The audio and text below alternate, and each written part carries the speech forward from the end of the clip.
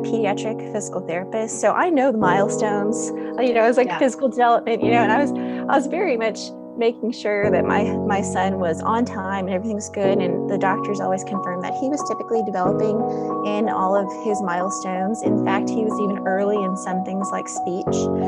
And come like 2 months after we were in that home, I started to see a regression in his skills.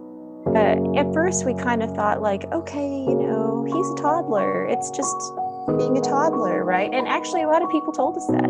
Oh, he's just a toddler, and toddlers have tantrums, and toddlers scream, which they do. But my son's was different.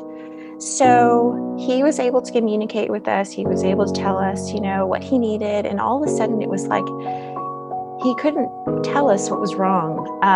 He would have these bouts of just screaming, like he couldn't tell us. There was nothing could come out of his mouth except screaming, and we didn't know what was going on. I mean, it was like a switch flipped, and all of a sudden he's screaming. All he could do is scream.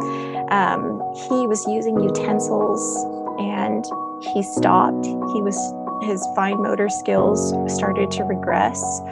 His speech development seemed like it was pausing. And then there were all these other things that was happening. His sleep was being disrupted. He was waking up in the middle of the night with so much anxiety, again, screaming. He almost stopped eating it was like he was not eating anything anymore. And then we started to see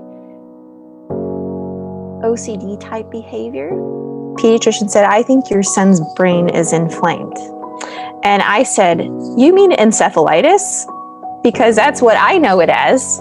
Going through mold has been one of the most difficult challenges my family's ever been through.